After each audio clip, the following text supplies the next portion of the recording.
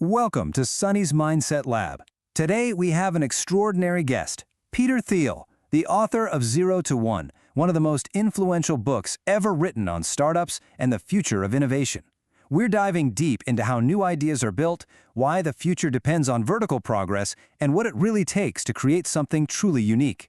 Thank you for having me. I'm excited to walk your listeners through the principles of going from zero to one, creating new value rather than copying what already exists. Peter, to get us started, I thought we could frame our conversation around four of the biggest ideas from the book. First, this whole concept of actually creating the future. Then, your very controversial, but powerful, monopoly blueprint. After that, we can dig into the specific mindset a founder needs. And finally, we can wrap up with what you call a hidden law that seems to shape, well, everything. How does that sound? Sounds perfect. Let's begin. Great. So let's jump right into that first big idea, creating the future. You argue in the book that it all boils down to a really critical distinction in how we think about progress itself, right? It's not just about improving things. It's about something more fundamental. That's right. I see progress in two distinct flavors. The first is what I call horizontal progress, or going from one to N.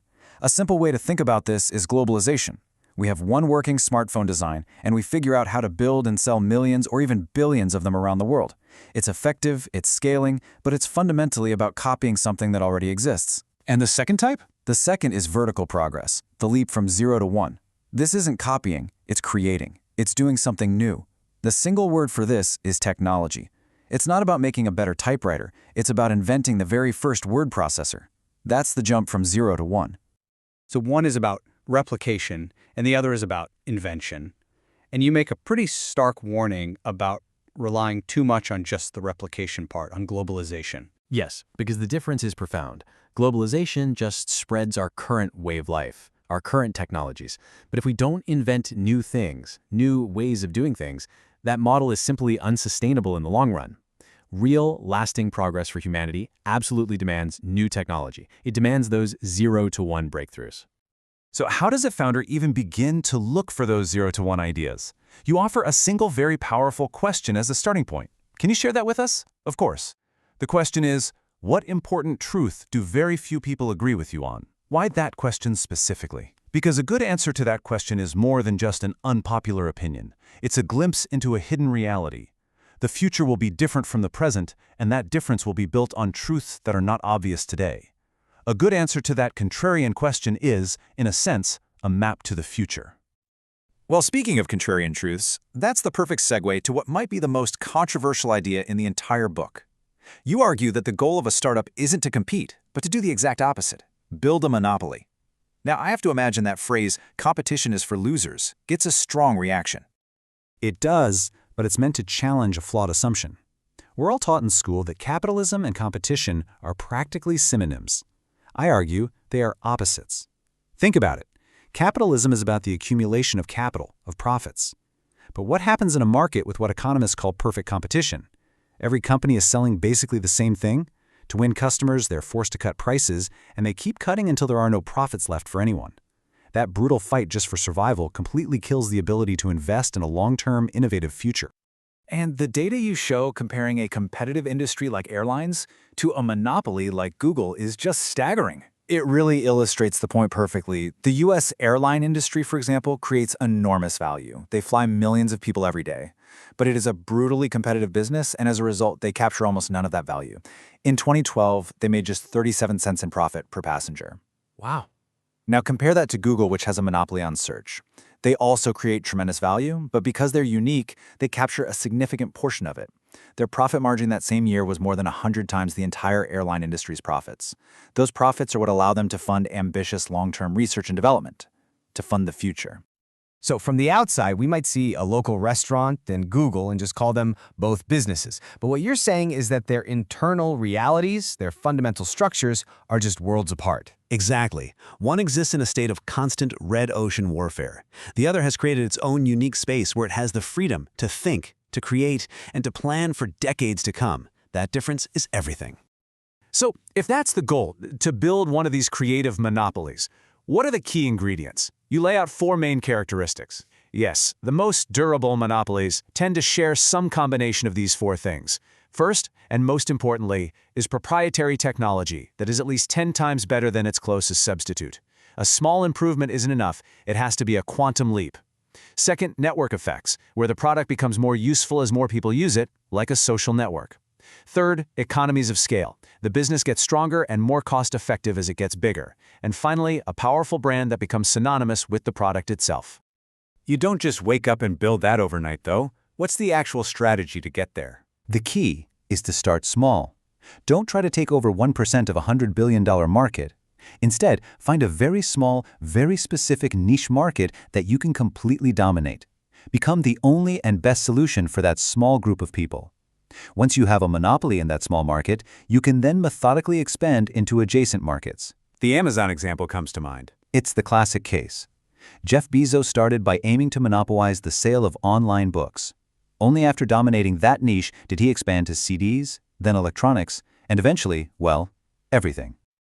This all leads to another idea that really flips conventional wisdom on its head. We hear so much about first mover advantage, but you argue that's not the goal at all. No, the goal isn't to be the first mover, it's to be the last mover. The real prize goes to the company that makes the last great development in a specific market and then enjoys decades of monopoly profits. That requires a very different mindset, one focused on long-term durability and cash flows, not just being the first one out of the gate. Okay, so that's the blueprint for the business, but what about the person building it? What kind of mindset does it take to even attempt something so audacious? Your chapter title, "You Are Not a Lottery Ticket," seems to get right to the heart of it. The classic debate is success luck, or is it a matter of design? It is absolutely a matter of design, of having a definite plan. But I think our culture often defaults to thinking about it as luck. In the book, I map out 4 ways cultures view the future, and my argument is that for the last few decades, the US has been operating in a state of what I call indefinite optimism. What do you mean by that? It means we generally believe the future will be better than the present, but we have no concrete specific plan for how to make it better. We just assume it will sort of happen on its own. And what's the consequence of that kind of indefinite thinking? The consequence is that people are encouraged to keep their options open. They focus on process over substance. A student, for example, is told to build a diverse resume, to be well-rounded, so they can fit into any number of possible futures. But this leads to a world where we're just shuffling existing things around, managing portfolios, instead of making a bold, substantive bet on building one new thing. So what's the antidote to this cultural drift? For me, the antidote is the startup. A startup is the ultimate expression of definite optimism. It's an organization built around a very specific, concrete plan for a better future. When you start a company, you are explicitly rejecting the idea that your future is just a matter of luck or chance. You are taking control. You're saying, I have a plan and I am going to build it. So, a founder needs that definite plan, but with infinite possibilities, where should they even focus that plan? This brings us to another powerful, almost hidden principle that you say governs success pretty much everywhere. You have to follow the money. Precisely. And the principle behind that is something called the power law. What it says is that in any complex system, outcomes are not distributed evenly in a bell curve. Instead, a tiny handful of inputs will generate radically more results than all the others combined. It's often called the 80-20 rule, but in reality, it's usually far more extreme, more like 99-1. And this is crystal clear in the world of venture capital, isn't it?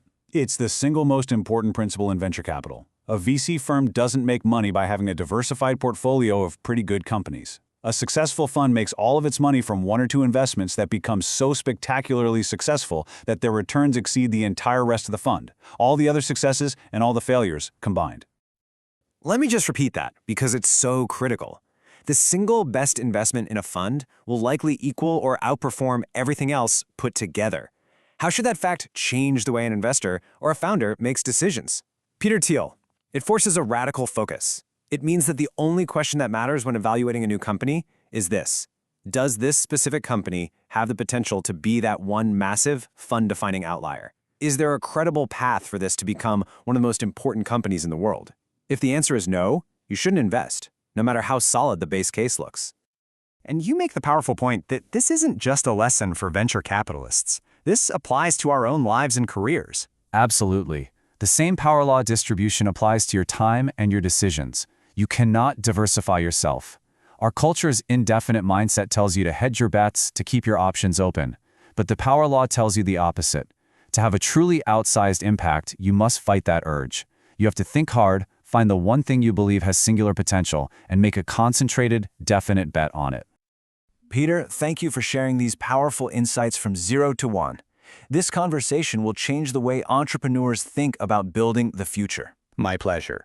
The future isn't something we enter, it's something we create. I hope your listeners feel inspired to go from 0 to 1.